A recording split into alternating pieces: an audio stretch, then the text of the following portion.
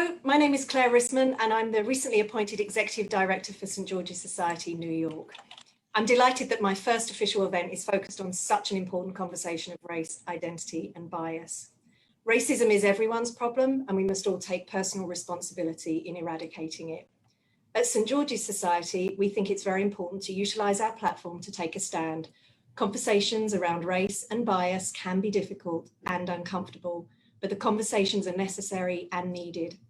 We have an excellent panel of experts and I hope to use some of the tools to create a positive impact. So thank you again for joining the conversation. And now it's my pleasure to introduce our panel moderator, Ananda Serum from the British Consulate in New York. As a former colleague, I know just how passionate Ananda is about the issues of diversity and inclusion. So Ananda, over to you. So thanks, Claire, and thanks to St. George's Society for inviting me to moderate today's panel. Again, my name is Ananda Serum. My pronouns are she and her, and I identify as a brown woman. So to get us started, I'd like to welcome our panelists to introduce themselves as well. Kamilah, how about we kick off with you? Sure. Greetings, everyone. My name is Kamilah Knight, and I currently am the co-founder of Eclat Couture, which focuses on coaching and consulting in the diversity and inclusion from the organizational psychology perspective. My pronouns are she, her, and hers, but I never say my pronouns without also saying what my cultural background is, as I feel that that's an important piece of the conversation, especially as we start to really embrace diversity and inclusion. So with regards to my ethnic background, I am African American and Native American. Great. Jeffrey? Hi, I'm Jeffrey Wright. I'm a bilingual psychotherapist in private practice here in New York City, a Moto yoga instructor, and an adjunct professor of psychology at Teachers College, Columbia University.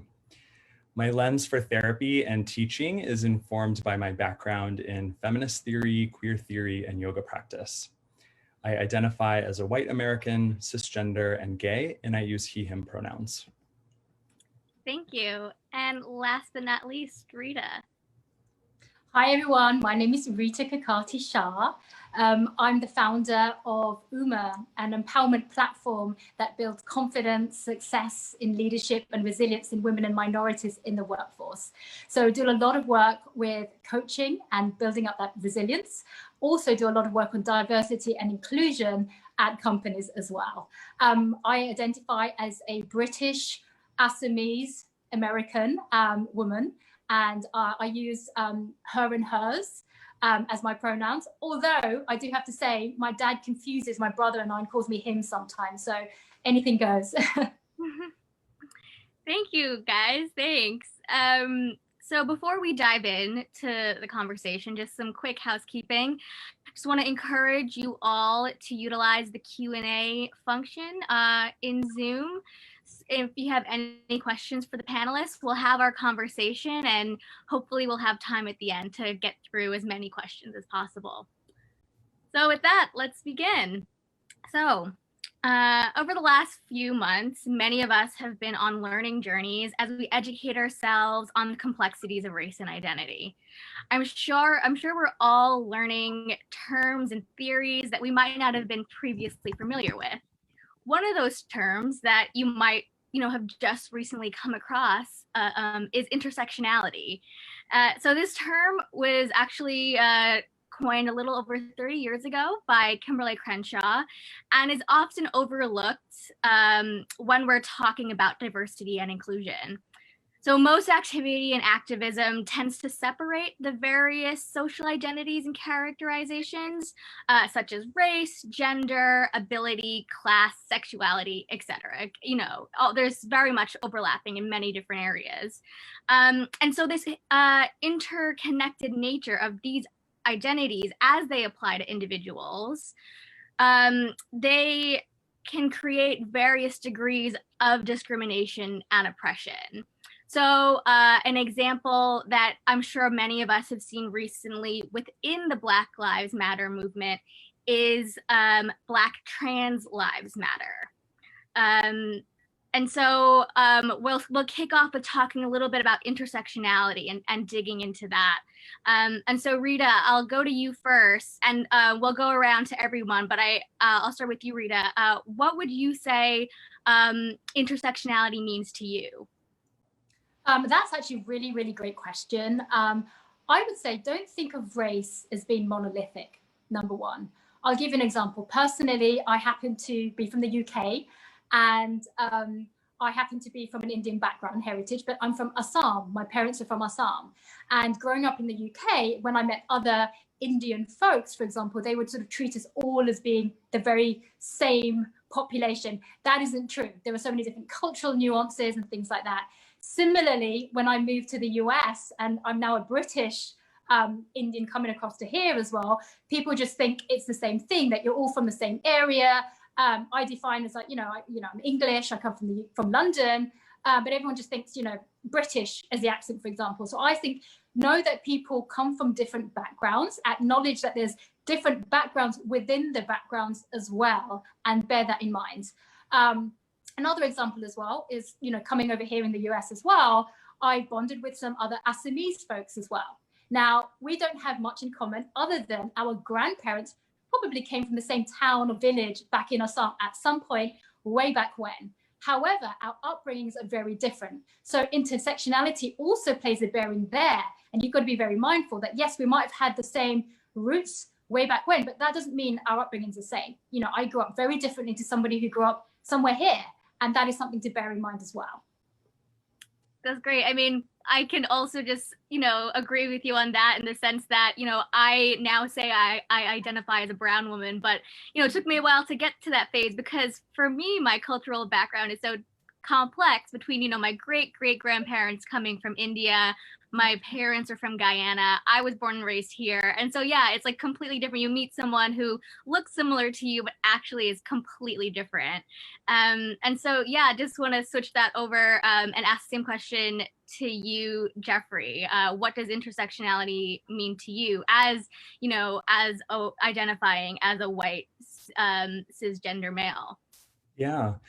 Well, I think of intersectionality as this idea that we can't separate our different identities. So they're intersecting at every moment.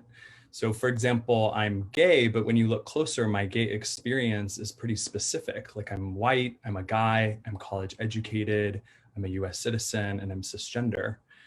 And I think the reason this matters is because anytime we try to have a conversation about identity, we can't isolate identities like gay and expect people not to talk about how their race and gender and immigration status and socioeconomic status influences their experience. Also, whenever I think of intersectionality, I think a lot about feminism. So I think about first wave feminism. And when that started to gain traction in the US in the 19th century, guess whose experience of womanhood was placed front and center? It was white, cisgender, wealthy women. They wanted to vote, to own property, to be able to work in the same positions as white men. And meanwhile, Black women wanted the rights that white women already had. So they're fighting not just sexism, but racism. So when Black women brought race into a discussion of feminism in these spaces, oftentimes white women accused them of veering off the topic of feminism and making it about race. But see, when you are a person of color, you can't really talk about feminism without talking about your experience as a feminist of color. So that's the problem with not being intersectional in your thinking. You exclude people's experiences. And so in this example, integral to Black women's experience of womanhood is Black womanhood. Yeah, thank you. And I think I'm going to continually say last but not least whenever we have these conversations. But I did want to go to you third, Kamilah, just because, when we were having a conversation before this event, is taking place now, we were talking about saying our pronouns, and obviously, also it just happened that today is International Pronouns Day. So great that we're including that, but you were really I'm really glad that you also brought up, instead of just saying pronouns, like, let's also talk about our cultural identity and how we identify. And so I also would love to hear about what intersectionality means to you and how you've championed that. Absolutely. So that's exactly why I champion that, and why I don't say my pronouns without also saying what my cultural background is, because it's important to consider when we're having these conversations and you're developing things within your organization to address how you even have a conversation, let alone how you should interact with people who are different than you. But you have to bring these things up.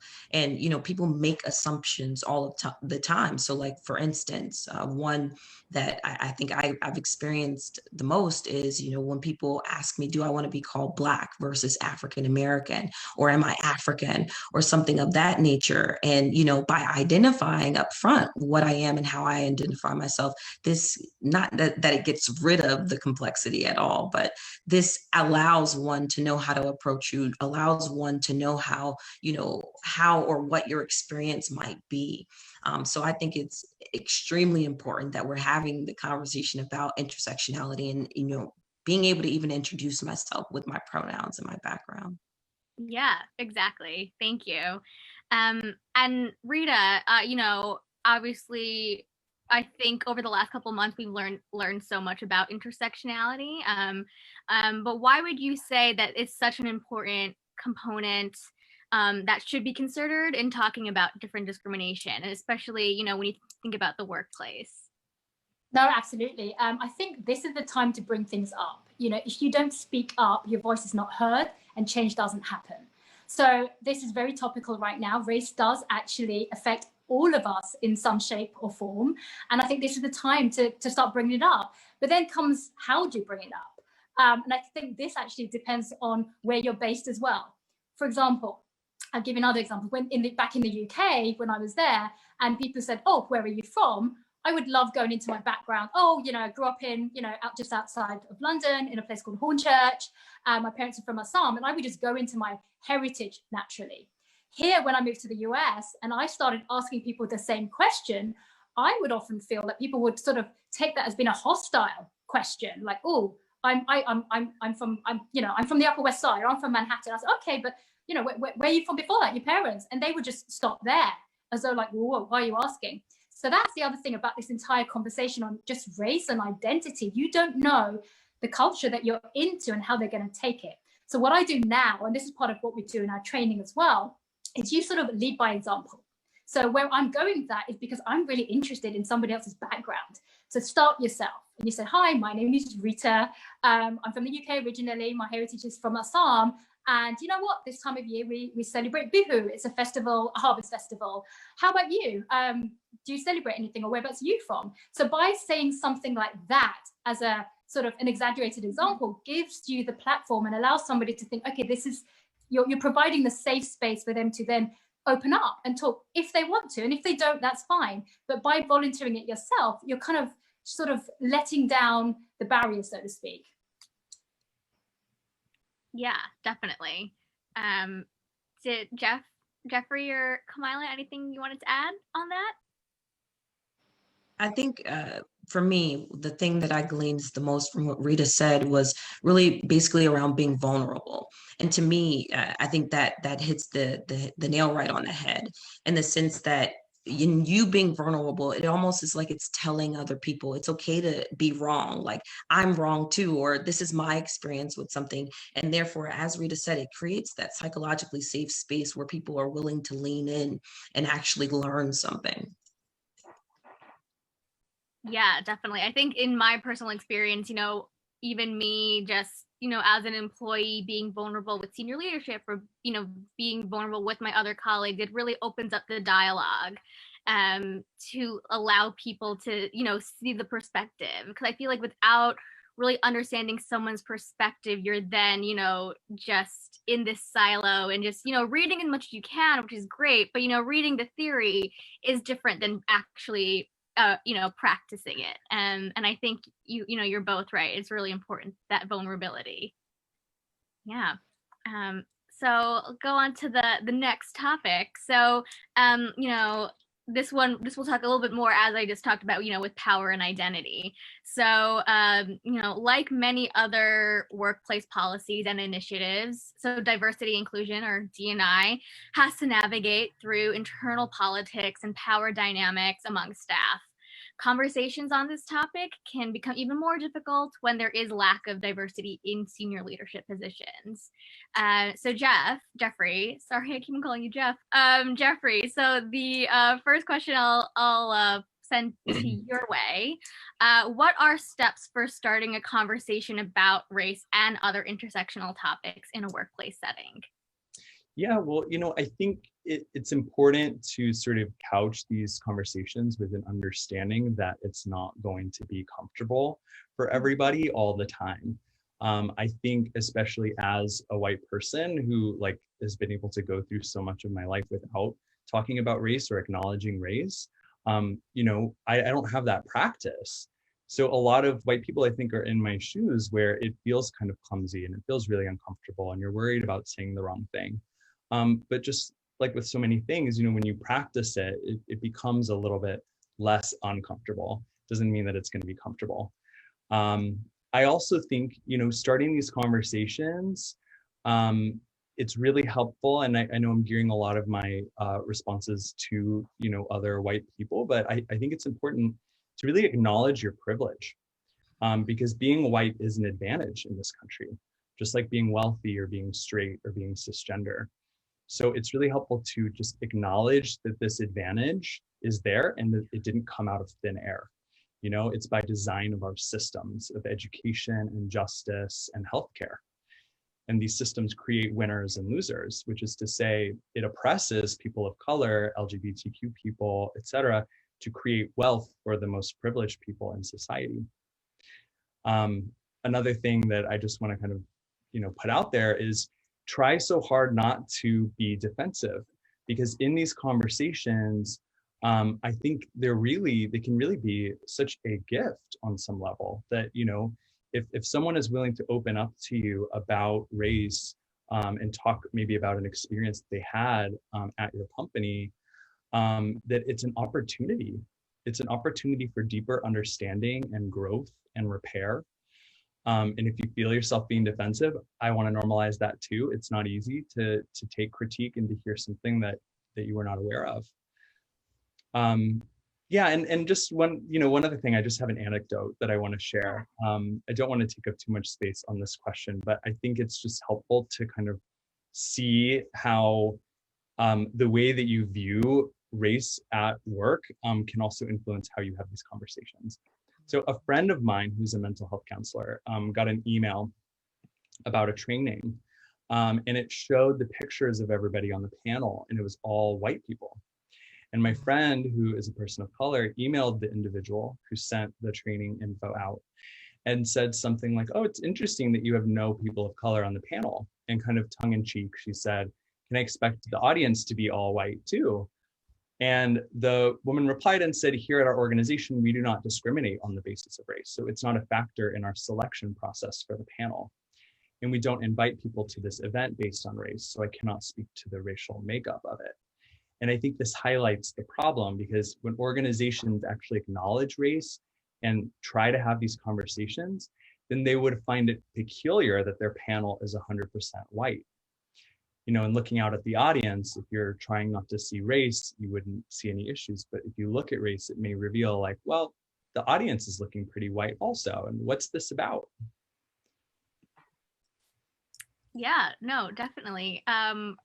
Rita and Kamilah, I know you both obviously work in this space as well. And I wonder if you guys had any anecdotes as well that really shows, how, I guess, difficult starting the conversation could be, and maybe some advice on what can be done to really push it along. Yeah, absolutely. I mean, I think to Jeffrey's point, having that conversation is key, but you have to be genuine in it.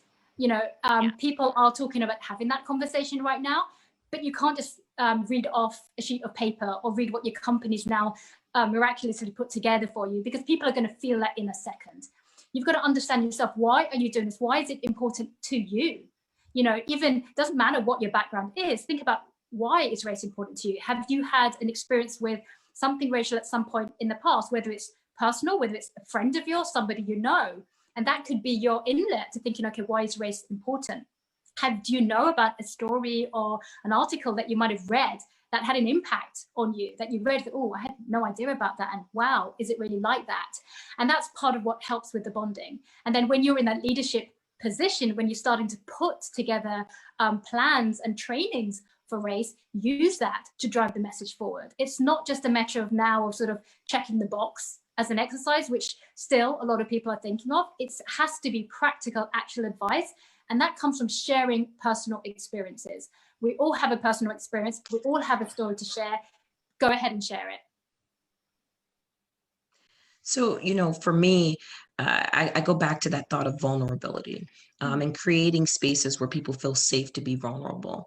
So having worked in a large CPG company in diversity and inclusion, you know, one of the things that I feel like I did that was most successful was really, you know, having different forums where people could come and ask questions no matter what their race, as well as creating safe spaces, like, for instance, for Black employees who are experiencing a level of trauma with the things that we're seeing happening around us in the United States right now. So whether we're creating spaces like healing circles where they have a moment to grieve, I've also done things like having something called the Inner Fitness Project, which actually helps to build practices to continue to be resilient. But these are the ways that you can start to create those spaces and people have conversations about what they're going through, and people learn a lot by listening and participating. Other things that I think are important to consider is just simply listening, whether that's conducting surveys or anonymous interviews even with employees, so that you can get that honest feedback and really know where your pain points are. As an organization, so then you can therefore really lean into what people need. Not only that, but it also helps when you have people who aren't necessarily along for the ride, if you will, or who aren't super passionate or genuine about it, to actually put the mirror on themselves and say, oh, this is a real problem here, because you have that data and facts behind you. Yeah. Oh, Rita. So I just wanted to add something really, really quickly to that, actually. I think it's also important about who you have in the room as well, because there are some people that just do not believe that there is any change needed and race is not an issue, or none of this is an issue at all. So I think, sometimes what companies do is quite often you're preaching to the choir. You might organize a meeting or a group, and the people in that group are the people that believe in this in the first place. So the action leaders. I think it's really important to bring everybody to the table as much as you can. If you can, have mini roundtables, if you like, with believers and non-believers. Get everyone to share the story. There's a reason why somebody doesn't believe in something or someone does. And having that exchange of information, and as Kamilah said, bring up that vulnerability, does put it on a different perspective. Everybody has a story, everybody has a point of view, and it's important to understand both sides in order to address the changes and to make something happen in the future. Yeah, definitely. Jeff, just from, your experience in your job, and your experience, with psychology and mental health, I want to ask you what you think can be done, and to Kamilah's point about, the staff of, if you have Black staff who are, everything that they've experienced over the last, their whole lives, and including, the last couple of months, doesn't leave them when they go to work. They're witnessing horrible things on the news, but also, yes, again, in their personal lives. And, it's not like something that you can really just leave at the door. It's something you carry with you continuously. And so I want to ask you what can be done to support the mental health of staff when having these conversations. Yeah, that's a great question. I mean, part of supporting your staff is, I think, doing the work as a leader to be aware of these issues.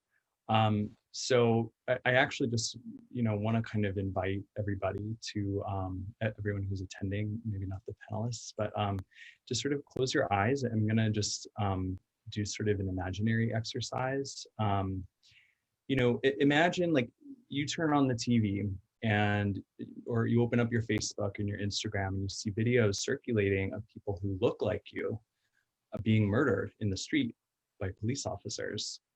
You see people who look like you protesting in the hundreds, thousands, tens of thousands, demanding equal rights, demanding justice, with signs containing the names of people who look like you and who have been killed by police officers.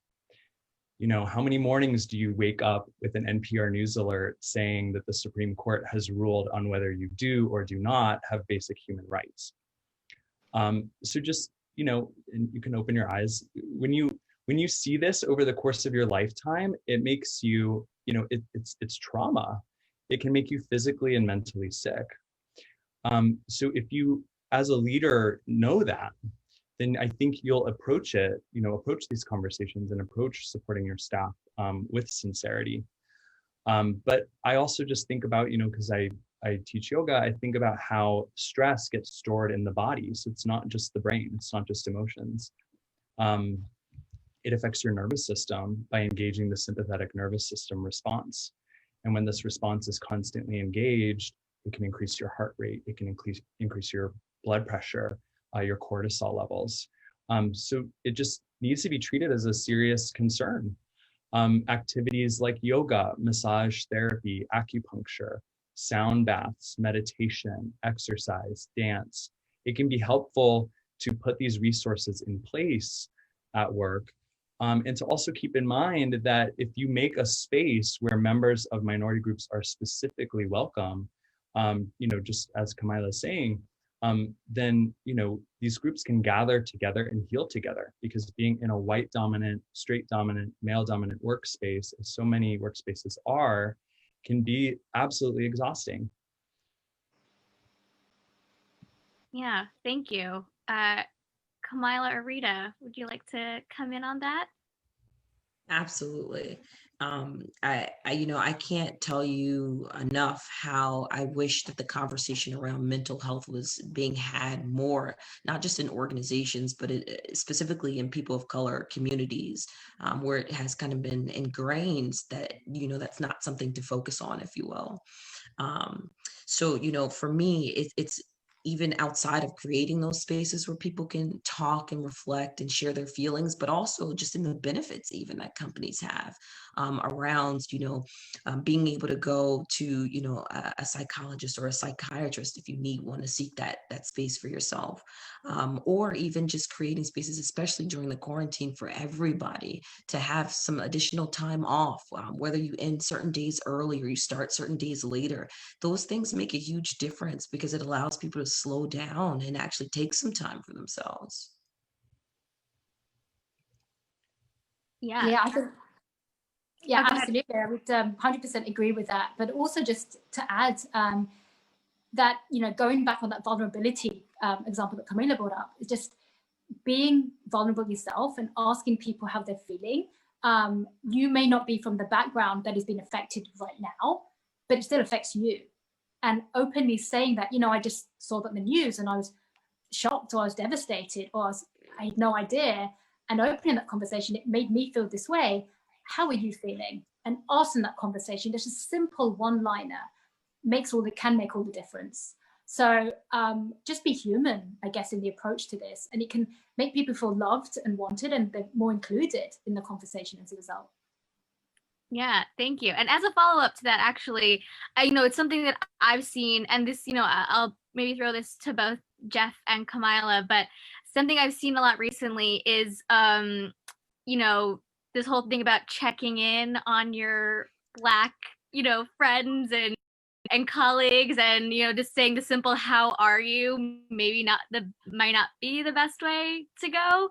It's always very much well-intentioned, but sometimes I think even myself personally will struggle to be like, I really want to make sure someone's okay, but how do you do it in a way that doesn't come off to just uncaring and checking off a box, which we'll talk about a little bit later. But I think something I know a lot of people in the workplace and personally are trying to figure out if they aren't Black, and trying to navigate those conversations.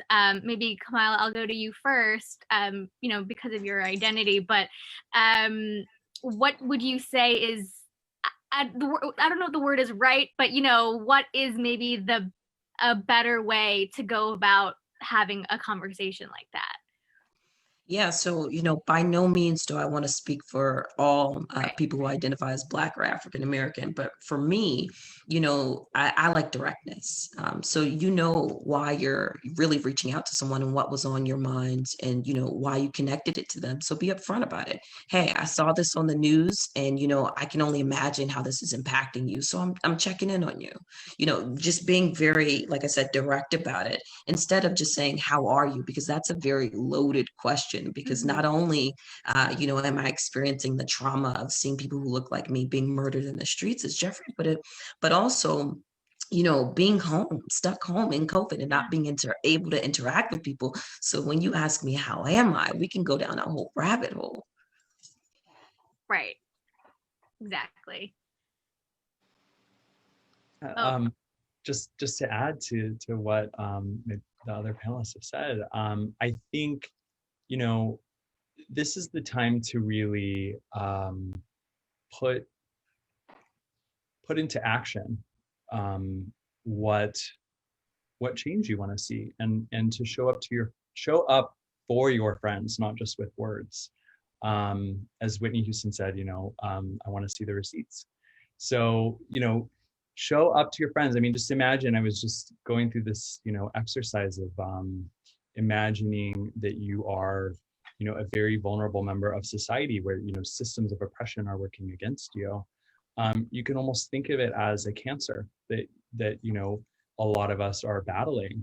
And so what would you do, for a friend who has cancer? Would you constantly want to engage them and ask them, how are you, and be kind of with your words about it? Or would you show up for them, and recognize that they are fighting a battle that is exhausting?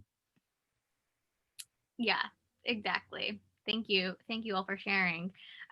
We're actually getting close to the end of our, scheduled discussion. So just another plug, if you haven't done so, please do put a question, if you have one, in the Q&A option and Zoom down at the bottom right there.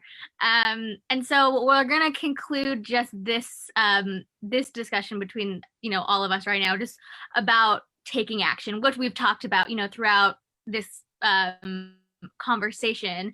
And we all agree, I think from this conversation, we've all agreed, and everyone joining here obviously thinks that D&I is important and needs to be addressed in the workplace. But a real challenge that I've noticed, just from my personal experience of doing D&I in my office place, is just making sure we aren't just checking off the box. Just be like, okay, we sent out this email, we've done this thing, we can't say we didn't try, type of thing. And I feel like we really do need to work on being more conscious of the decisions that we're making to allow diverse staff feel safe and included in their workplace. And so, Kamilah, I'll defer to you for this first question. So there are, corporate responsibility statements that are being put out from companies across the nation. But how can corporations go beyond these statements to actively be responsible and anti-racist? Yeah, no, I think that's an amazing question, because you're absolutely right. We've seen, especially, with the killing of George Floyd and Breonna Taylor, we've seen a lot of companies and organizations publish all these things on different social media platforms, on their own websites, around them being anti-racist. And it's great, don't get me wrong. But as you said, it's more than that. You have to do more than that. So some of the ways that I think, organizations can think about this is, holding your leaders accountable. So attaching it to something that they're being measured upon to make sure they're actually actioning it. Because from my perspective, you can't accomplish much if you don't have the leadership support. Yes, you can push from the bottom and you probably can make some headway, but you still need the leadership support in the end. Number two, it's about creating those spaces. As I mentioned before, like creating spaces for employees to share their feelings, creating spaces that are educational for employees who don't necessarily understand and don't, understand why they need to lean in or even be paying attention to these things. Making sure that people have a common language and common level of understanding to even be able to have conversations with each other is important. So whether that's you starting with things like unconscious bias trainings, or even doing assessments for your leadership, like the IDI assessment, which is the intercultural development inventory, which helps you to understand where you are on the intercultural development continuum, which, helps to open many doors even from that perspective. I also think, other ways that companies and organizations can really show, that they're walking the walk, if you will, is by, engaging in, real partnerships, with regards to, organizations that are actually out here in the front line, or on the front line rather, and doing something about it. Partnering with them, giving them the funds, especially if you don't have the tools or the wherewithal to really be able to do something within your organization. To me, that's another way of really showing the commitment and the passion, and more than just checking the box when it comes to being anti-racist as an organization. Great. Yeah, exactly. Thank you.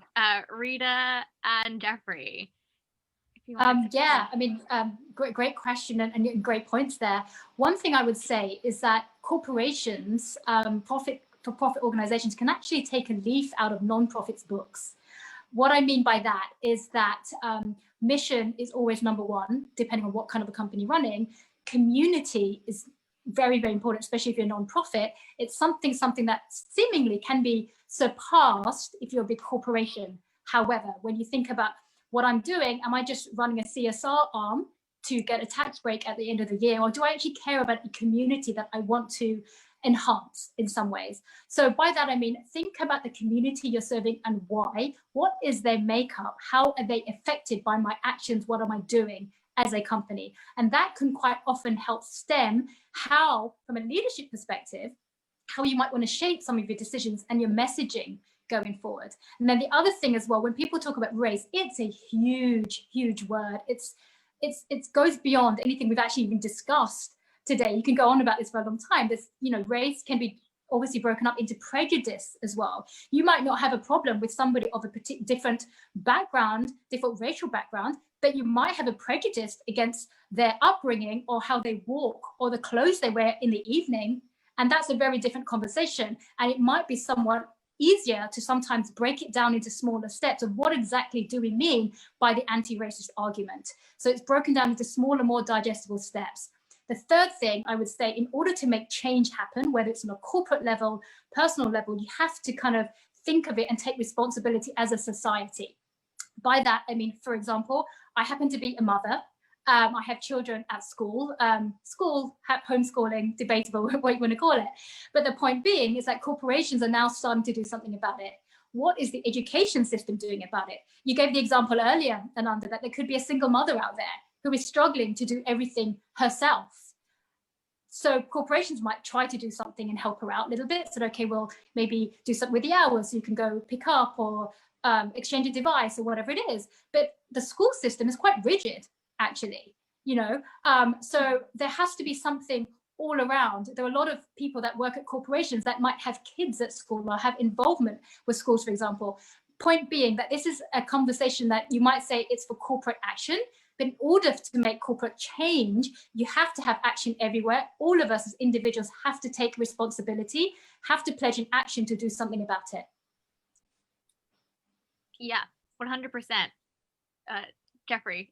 Yeah, well, I mean, just adding to what folks have said, I think this is such a great time for companies to really look at themselves, essentially. To instead of just putting out a statement, actually look and see how diverse is your staff, how diverse is your board, who are you donating money to, who are your suppliers. A very difficult thing that I think a lot of companies need to do is to really reflect on their history and to see, where have they done wrong, and to really reckon with that past. Because of the extensive history of racism that we have in this country, I mean, it's pretty standard to to see that, in the past, companies have participated in this and profited. So I think it can really create a lot of space when a company can really reckon with that history and be able to speak to it. Yeah, exactly. I think you all really covered the different ways really well. And I think, particularly Rita, you talked about this a little bit, but I also want to ask Kamilah. So I'd say that, we've talked a lot about, maybe what a senior leader can do. What can someone who is, the chair of the board, the co-chair of the diversity committee, XYZ, all these people in maybe more managerial senior positions, what can they do to support staff? What can they do to move this forward?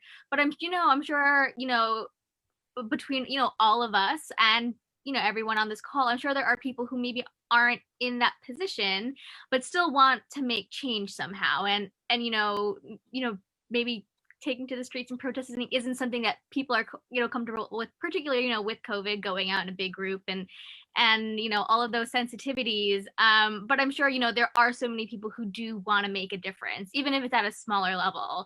And so something, I'd love to ask you is, how can employees move forward the anti-racist praxis, when, leadership isn't necessarily doing so? For me, it's in the little things. The little things make the big differences. You can do things as simple as educating yourself. So you actually understand what's going on around you and you can speak to it. So it makes you feel more comfortable and even calling things out when you see them and you don't agree with them or know that they're wrong, because now you're educated. Also, showing up as an ally is a part of that educational journey as well, that will help you be more comfortable asking questions to your, POC colleagues or friends, in addition to, starting resource groups even within your organizations to help support the different diversity groups, as well as, once again, allowing a platform to, create that allyship that I mentioned. Great. And Jeffrey or Rita, if anyone would like to say anything before we kick off to Q&A on that. Just quickly, I guess, going full circle, when we talked about privilege at the start of the conversation, it really depends on how we even define that. The way I like to define it is, if you are in the majority of a group, whatever that group is, you are privileged. And that means automatically, if you are the only person of a certain color or gender in your group, that means you're in the majority. Somebody else may, they're by default in the minority. You've got to think about them and how you can help them not feel left out. So that's a good way of thinking about it. It does affect all of us in different ways because there's so many groups around. But I like to put that in as well, because this is something that makes it a bit more relatable to people in the companies who think, okay, well, that doesn't affect me. I'm not a white male, or I'm not this, so I can't do that. Well, absolutely, you can take responsibility and help others as well, just by the little things like that. Yeah, definitely. Okay, great. So again, we're going to kick off some Q&A. So everyone feel free, if you have a question that wasn't answered necessarily, please do put it in. And so the first question talks about, more from the point of view of people, feeling how important and essential this conversation is right now. And so the question I have is there an aspect of talking about race that you find to be the most contentious or difficult to get traction or agreement on in the workplace? And, this is to every panelist, so please feel free to just jump in.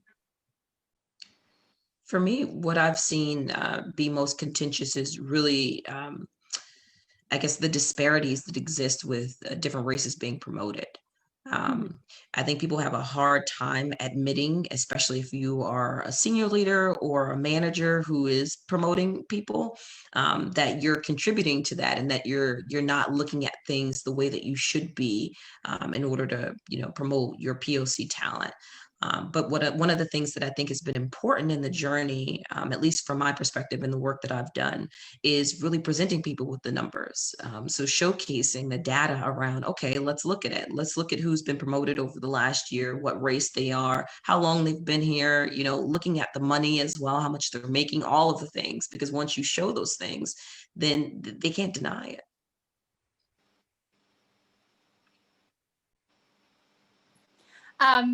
Just to add to that, one of the things I've seen is people confuse how to measure action and accountability. I'll give you an example. So some people would say that, okay, putting a black post on your Instagram or going on a march is taking action because you're showing you're standing up for what you believe in, you're bringing things to the forefront.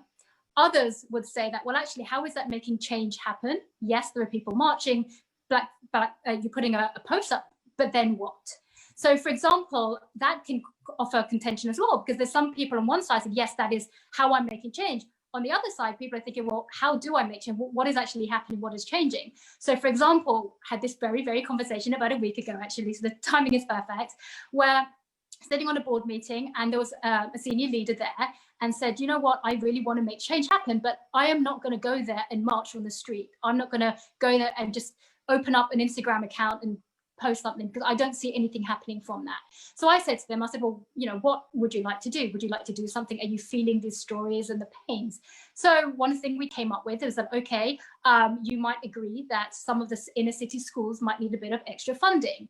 For example, would that be something you might consider donating to, volunteering, or spreading some of your resources in? And that was something that for this gentleman, it happened to work. So my example is being that you have to address action to different people in different ways. Don't expect because some people think this works for me, it's going to work for others. There is different ways of measuring action and how you hold accountability and change as well. Yeah, and just to add to this conversation, I mean, I think one of the things that I've seen that can be quite contentious is sort of, you know, just as someone who's psychologically oriented, I think about group dynamics. And I think about how some of these conversations start to shift. So one of the hardest things is to keep it on the topic of race and to keep it on, you know, the topic of racism. So I think one of the ways I see this in a conversation that was had recently at an institution that I'm affiliated with is this idea of tone policing. So if you have a conversation about race, and if, you know, it's to be expected that people will feel emotional, what starts to happen is the critiquing of the emotions and the critiquing of the delivery of the conversation. And I think this really like derails the conversation because, you know, a lot of folks, a lot of people of color have a lot to be angry and frustrated about. So critiquing the tone, critiquing the delivery is not only insulting, but it centers the conversation away from the issue at hand and onto discomfort. Yeah, and then I think maybe a follow-up specifically for you, Jeffrey, but then, you know, I'm happy for both Rita and Kamilah to come in. But, you know, when I think in terms of that tone policing, I know I've been in conversations where maybe someone hasn't said the right thing and they are, you know, not aggressively in any way called out, but, you know, it is a group setting. And then I feel like that also then creates a little bit of like a chilling effect where, you know, some people who are, you know, probably identify as white, then they're afraid to say something because then they feel like being called out is a bad thing. And maybe it's the whole, you know, everyone just needs to be open and vulnerable. But I wonder, Jeffrey, if there's anything, you know, you can do to approach that situation in a way that makes the person that you know, needs to be called out feel like it's being done in a way of, you know, with the most respect, but just to correct them in the most respectful way. Yeah, it's so tricky, you know, and there's no kind of one size fits all solution. But I think one thing that I've seen as kind of a through line is that, you know, if you do have a lot of privilege and you start to feel defensive and you start to feel like the tone of the conversation, or that you're being called out. I think that's important, but maybe not, the point of the conversation. So keeping honoring that as your experience, but not kind of moving the center of the conversation to your discomfort and how, the way that someone called you out is now the issue at hand. Yeah, definitely. Another question for you all. Do you have any tips for talking about race across generational gaps? So for me, I feel like everyone is on a journey when it comes to diversity and inclusion, when it comes to understanding race, no matter if you consider yourself a D&I expert or anything, everybody is on this journey. We all have something to learn. So for me, I've never truly looked at it from the perspective of how do I talk to someone that's a different age than someone else. To me, it's more about simply meeting someone where they are. Because that's how you're going to move the needle forward, no matter how old they are, because you get to have someone that is, well seasoned, who could have the same perspective and do some of the same things that someone who is a teenager.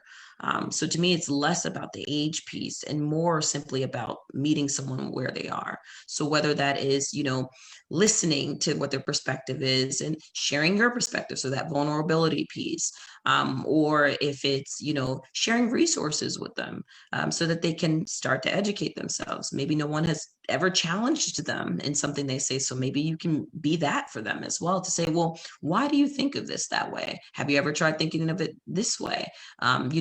Perhaps this wouldn't land well, educating them in that sense as well is essentially what I'm saying. Yeah, 100%. Rita? Just to add to that, Reid, I think it also depends on the cultural background as well, because you have to think about where is that judgment or where is that viewpoint coming from and why. There's usually something deep-seated in an upbringing. We're talking sometimes many years before the time that we are growing up, which is a lot more cosmopolitan than, say, my parents' generation or grandparents, or kind of some of the folks in the workforce that have been there a lot more experienced than us. So I think it's understanding where they're coming from before just pointing the finger and saying, you've got to change your viewpoint. Because everyone has a viewpoint. Nobody likes to be told that you're wrong. Mm-hmm. Everyone wants to know that they're understood. There is a reason why they think that way. And I'll give you an example, going across cultures now. There are people in my parents' generation, example, that would speak derogatorily about another country, people from another country, but they're not racist. They're prejudiced because in their day, they had people take businesses away from them when they had one tiny plot of land in a village. So they have a different historical background and why they think that way. So I think if we also take the time to understand why the other side, or why people from a different viewpoint think the way they do, it would help us as well, and it would help that negotiation or sort of convincing really of why they should be thinking of things differently. And and times have changed. Quite often, we like to stay where we are in our comfort zone. Changing with the times is uncomfortable for a lot of people. I always think I'm quite modern and new, and then I see my kids and they're doing things on my phone that I never knew existed. So even for me, that is outside my comfort zone. So if they turned around and told me that, hey, you can't do that, it would hurt. I'd be like, oh, but I've always done it this way. Same kind of thing. If you're speaking to somebody from a different generation, be very mindful where they're coming from and why they're thinking the way they think, in order to sort of help coax them into thinking of a different way and where things are today. Yeah, I really want to underscore what Rita and Kamilah are saying about, because I'm hearing this from both of you, it's like, lead with questions. I think that one of the best ways to sort of, attack racism and be anti-racist is to ask questions and, kind of allow people to think through some of their beliefs. So, when I think about, the generational gap and having this conversation, things have really evolved a lot. In some ways they haven't, but, language is constantly evolving. So, norms are evolving. So I think it's just, it can be helpful to just appreciate that there may be a lot of common ground, but just a different way of discussing it. And then, just questions. It's really helpful to, if you have the energy in you to ask someone a question and be with them while they are exploring it. That's a great way to have the conversation. Yeah, thank you. So we have one final question, and actually ties into the aspect of this of being an event run by St. George's Society of New York, and it's specifically to you, Rita, actually. And so the question is: does race mean something different in the UK than in the US? And how do you address that or incorporate that in your work? That's actually a really, really great question. So, I mean, from a technical perspective, we're all part of the human race. So technically, I even have an issue with it calling racism. That aside, I think it's a very cultural thing. So whether it's the US versus the UK versus India versus Singapore, another part of the world, it's nuanced. So for example, it could be because your accent is different in a different part of the UK. And then it doesn't matter if your skin tone is different, but you're speaking with a different accent, or you went to a different university, or everybody's sitting there. So it's all part of that group. And when I talk about privilege and that majority minority mindset, that's where that steps in. At the moment here in the US, it's very race driven because that is what we're seeing as the main point of privilege. But in the UK, for example, it could be something else that is that privilege. It could be where you studied. It could be where you grew up. It could be how you speak. So that's, I would say, one of the differences I'm seeing. But again, around the world, it's very different. People care about different things. And that's where you are judged. We all have judgment, whether it's right or wrong. And that is what we have to try to understand in order to be able to control it going forward. I hope that's somewhat answered the question there. Yeah, I think so. I think so, definitely. And I mean, on that note, I think we're at time. But I just wanted to thank you all, Jeffrey, Rita, and Kamilah, for joining us today. Again, thanks to St. George's for holding this really important discussion. I know that St. George's Society will be sending around a recording of this conversation, as well as just some additional resources for everyone if they would like to do some further learning and researches themselves. So thank you all, and I hope you all have the good rest of your days. Thank you. Thanks for having me. Bye.